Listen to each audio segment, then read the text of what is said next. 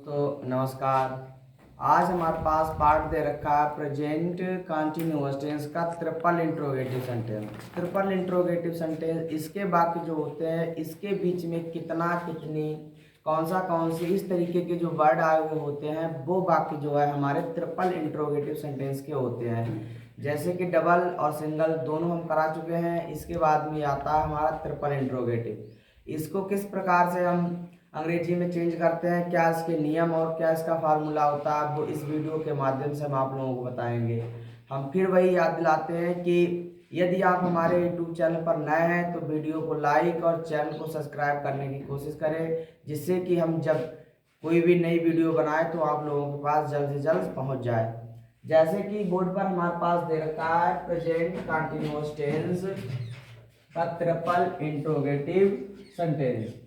इसकी जो पहचान है वो इस प्रकार है। इस काल के यदि किसी वाक्य के बीच में कितना कितनी कितने कौन सी आदि शब्द आए तो हिंदी से अंग्रेजी बनाते समय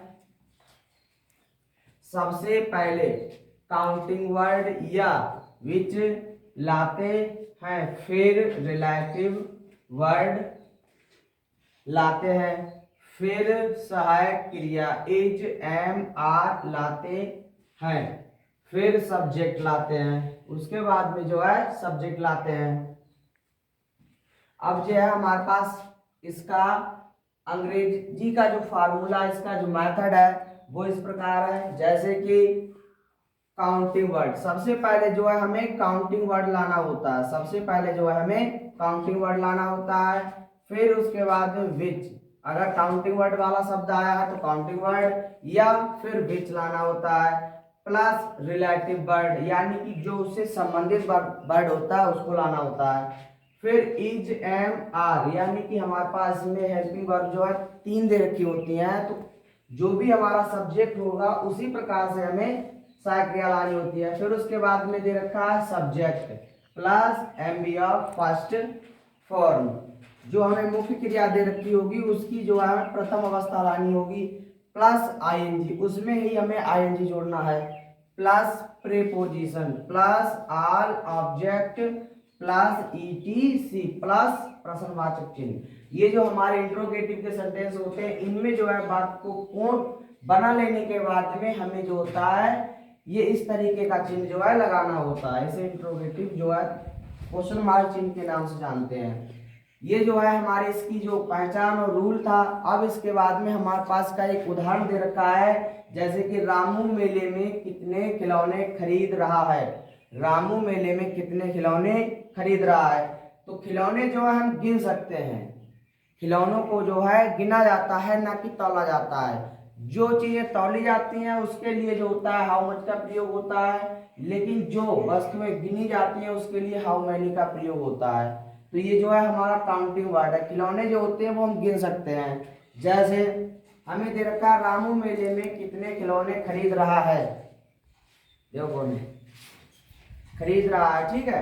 तो अब हमें इसे अंग्रेजी में चेंज करना है। जैसे हमें दे रखा है काउंटिंग वर्ड या विच, तो हमारे पास में खिलौने शब्द दे रखा है। खिलौने जो है हम इसे गिन सकते हैं, तो हमें सबसे पहले जो है हाउ मैनी का प्रयोग करना है। फिर उसके बाद में हमें लाना है रिलेटिव वर्ड। रिलेटिव वर्ड हमारा इसमें क्या है, खिलौने। भाई खिलौने खरीदे जा रहे हैं तो खिलौने जो है हमारा रिलेटिव वर्ड हो गया, तो द टॉयज ले आएंगे। फिर उसके बाद में दे रखा है इज एम आर यानी कि हमारा सब्जेक्ट जो होगा उसी हिसाब से हमें सहायक क्रिया लानी है। सब्जेक्ट हमें इसमें दे रखा है रामू। रामू पुरुष है तो हमारा एक वचन में आता है, तो इसके साथ में सहायक क्रिया हमें इसका प्रयोग करना है, तो हम इज ले आएंगे। फिर उसके बाद में हमें दे रखा है सब्जेक्ट। सब्जेक्ट हमारा रामू था तो हम रामू ले आए। फिर उसके बाद में हमें दे रखा है एमडी ऑफ फर्स्ट फॉर्म यानी कि मुख्य क्रिया। तो मुख्य क्रिया हमारी इसमें दे रखी है खरीद रहा है, यानी निर्देश जो है हमें खरीदने का मिल रहा है। तो खरीदना की स्पेलिंग बाई होती है, इसमें हम आईएनजी जोड़ देंगे तो ये हमारा बाइंग हो जाएगा।